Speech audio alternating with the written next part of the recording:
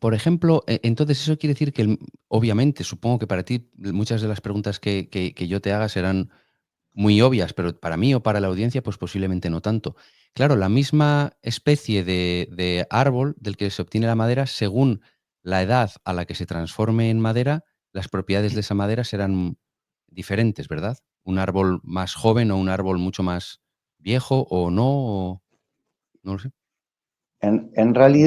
En realidad, cada especie de forma natural tiene una forma, una característica natural que trae con ella, otra especie trae otra característica natural, y también mucho el tema del crecimiento hace que eso también funcione de esa manera. No es lo mismo un árbol que recién crece y se tala que un árbol que ya tiene un crecimiento bastante elevado, porque se van desarrollando diferentes capas, diferentes densidades. Pero de todas maneras, esas propiedades que trae la madera como tal, según la especie, también tiene mucho que ver cómo se la trate una vez talado o una vez transformado en madera. Eh, como vos sabrás, la madera tiene humedad interna. Ujú. Entonces, y tiene una corteza, tiene la piel, por así decirlo, cuando es árbol. Cuando eso se tala y se le saca todo eso, la madera queda totalmente expuesta. Ujú. Y hay muchas maderas que tienen propiedades como, por ejemplo, ser menos propensa a la intemperie o ser menos propensa al ataque de diferentes bichos, pero con la humedad que trae adentro y con todo lo que tiene que trabajar la madera para estabilizarse, esas propiedades no funcionan como tal. Por eso es tan importante el proceso de estacionado, de curado y de secado de la madera para que la madera logre una estabilidad y que esas propiedades que tenga empiecen a funcionar como corresponde, como realmente corresponde o según la característica del árbol. Qué interesante. Ya que estamos hablando de árboles y de maderas, etcétera, ¿cuáles son algunas de tus maderas preferidas para trabajar? ¿Y por qué? Mira, yo no sé si tengo una madera preferida. Yo creo que todas las maderas tienen algo. Depende qué es lo que vayas a hacer. Yo creo que eh, como digo siempre, existen un montón de especies en el mundo, algunas pueden ser parecidas, pero ninguna es igual. En algo cambia, en alguna propiedad es diferente. Es como que cada especie tiene un ADN, como nosotros. Podemos ser parecidos físicamente, pero vos vas a tener una ideología y yo otra, o vamos a ser diferentes. Bueno, la madera es lo mismo. Entonces, por ahí sería un poco injusto decir, aunque ahora te voy a decir cuáles son las que por ahí más me agradan, pero la realidad que digamos, no es lo mismo una madera para un luthier que una madera Claro. para alguien que transforma o fabrica una casa, por ejemplo, ¿no? No es lo mismo hacer una madera para, por ejemplo, hacer un escalón flotante que para hacer una estructura de un mueble. Como para hacer así un poco general. Yo creo que todas las maderas tienen algo, yo creo que todas las maderas son muy bonitas. Acá en Argentina, por ejemplo, hay algunas maderas que son nativas incluso de acá de la región, como por ejemplo el lapacho, el anchico. Te estoy hablando de maderas que tienen una densidad mucho más elevada, que son mucho más grandes. Después existe otra madera llamada quebracho, que también es muy linda. Ahora, si nos vamos a algo más decorativo, podemos hablar de maderas como el petiribí, como el paraíso, como el guatambú. Si querés ir a algo más, digamos, con menos densidad y un poco más manipulable, podés hablar, por ejemplo, del kiri, del marupá, que por ahí son maderas que están más relacionadas con los trabajos que necesitan una carga liviana que con aquellos trabajos que tengan estructuras más grandes. Por ejemplo, aquel que se dedica a hacer instrumentos musicales, por ahí no ve el lapacho como una madera agradable porque no les serviría para el trabajo que están haciendo, entonces van a otro tipo de maderas.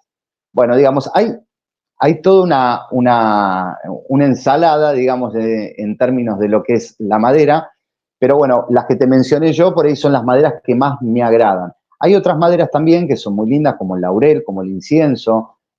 Cada cual tiene sus características y por ahí, digamos, esa camada de maderas son las que más me agradan, pero en realidad a mí particularmente, yo creo que hay maderas para cada cosa. ¿Qué respuesta? Es la respuesta de un experto, claro. Es una familia entera y cada miembro pues tiene unas características que lo hacen, ¿no?, apropiado para una función. Yo recuerdo En España se dice siempre, ¿no? Se hablaba de la caoba como la gran madera para los muebles, para las cosas, entonces, normalmente una madera, como se dice, más noble, por ejemplo, en este caso la caoba o alguna de las que tú nos has dicho, anchico, por ejemplo, esas maderas con Ujú. más densidad, o sea, ¿una madera más noble es una madera que tiene mayor densidad y entonces es más difícil de trabajar? ¿O cuál es la relación entre, la densidad, el precio, por ejemplo, y su uso? ¿O no hay una relación directa? Bueno, la realidad que comentame, David, si me estoy extendiendo mucho en las respuestas. No No. quiero, no quiero aburrir hablando por ahí, ahondando y yendo, pues yo empiezo a hablar y me voy por las ramas. Bueno, No, al revés. la realidad que el tema cuando hablamos de las maderas, el precio, las densidades y demás, acá hay, digamos, con respecto al precio, cuando hablamos de los valores de la madera, no, no impacta tan directamente si una madera es más densa o menos densa. Lo que pasa es Ujú, que acá tenemos una diferencia de crecimientos de maderas. Las maderas que son menos densas generalmente son de crecimiento más rápido. Las maderas que tienen más densidad son generalmente de crecimiento mucho más lento. Entonces, acá, por ejemplo, en Argentina y en todo el mundo, porque es una madera que abunda y seguramente la hayas escuchado, y en Japón también hay, que es el pino. ujú, ¿Lo escuchaste alguna vez? Bueno, la madera de pino ujú. es una madera que crece muy, muy rápido, brota por todos lados y es una madera económica. Ahora, ¿es económica porque es mala? No, no es mala para nada. De hecho, es súper noble para realizar estructuras, para realizar muebles. Hay estructuras muy grandes que se realizan con pino. Lo que pasa que como es de crecimiento muy rápido, hay tanto, su precio baja. Las otras maderas también lo que pasa, además de por ahí no haber tanto, lo que sucede es que como crecen más lento, hay menos cantidad, su precio sube. Eh, por ejemplo, te voy a poner un ejemplo cotidiano que se me viene a la cabeza. Por ejemplo, hace un tiempo atrás yo fui a la verdulería Ujú. y fui a comprar papas, ¿no? Que en España le dicen patatas, ¿no? ¿Correcto? Sí, en Andalucía y en las Canarias le llaman también papas, pero sí, en general se dice patata. En Japón no lo sé, ahí te mentiría. Entonces, ¿qué sucede? Fui a comprar un día y me dijeron que el kilo de papa valía, que había una oferta, que los 2 kilos de papa valían 1.000 pesos argentinos. Ujú. Fui a la semana siguiente y resulta que me dice que 1.000 pesos ahora valía 1 kilo de papa. Entonces le pregunté, pero ¿cómo si hace unos días atrás me dijiste que me dabas 2 kilos por 1.000 pesos? Entonces me dice que no, que claro, hubo inundaciones, no había papa, ¿y qué pasó? Al no haber papa, su precio sube. Bueno, Claro. con la madera y con las especies, digamos, pasa algo parecido en ese aspecto y también un poco lo que varía los precios. No precisamente estoy hablando de que este sea el único factor, hay otros factores también que por ahí pueden hacer que una madera suba, pero yo creo que el factor principal es el crecimiento de la madera y su abundancia. Por ejemplo, acá en Argentina, entre el pino, la saligna, el álamo, que son maderas, digamos, bueno, la saligna, por ejemplo, no es una madera tan blanda, ¿sí? Que es de la familia del eucalipto. No es una Ujú. madera tan blanda, pero no es una madera que sirva específicamente para hacer muebles porque como condición natural es muy poco estable. Entonces, para ese tipo de aplicaciones, por ahí no se usa. Entonces, como es desechable un poco para esa aplicación, es una madera económica en ese aspecto. El pino y el álamo crecen por todos lados. Ahora, ¿cuánto valen? Pongámosle un rango del 1 al 10, 2. Ahora, yo voy a una madera semidura y me vale 6. Y yo voy a una madera dura y me vale 10. Es decir, que los precios son muy dispares. Pero no solo acá, en todo el mundo. ¿Y algún ejemplo de madera dura, por ejemplo, o muy dura? Es decir, más densa, que lleva más tiempo que crezca y por lo tanto suele ser más cara, aunque eso no quiere decir que sea necesariamente mejor, que creo que es lo que nos está diciendo, simplemente tiene otros usos.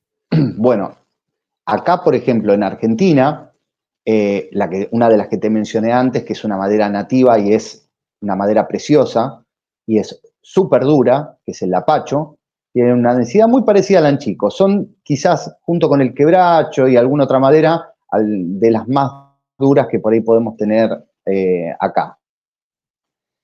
Hace poco, vi una madera de color violeta cuando fui al aserradero a comprar madera, que estaba como de exhibición en un costado, y me llamó la atención porque no la había visto nunca. Bueno, la cuestión que la misma gente del aserradero tampoco la conocía, la habían traído de una provincia acá de Argentina que se llama Santa Fe, y es una madera que era preciosa, pero no servía para trabajar, porque era tan, pero tan dura que ni siquiera se podía cortar. Pero, claro, pero bueno, por ejemplo, el lapacho y el anchico son maderas que son súper densas, que son súper estables, que son súper nobles para trabajar, que por ahí son un poquito más complicadas porque obviamente la dureza hace que complique un poquito al trabajar, al cortar, se corta con un disco diferente, no se corta, necesitas herramientas súper afiladas para que no sea un proceso traumático y que cueste demasiado. Pero bueno, básicamente eso. Que me perdí un poquito con la pregunta y me parece que yo me fui por las ramas, pero creo que no sé No, si no, respondí. sí, porque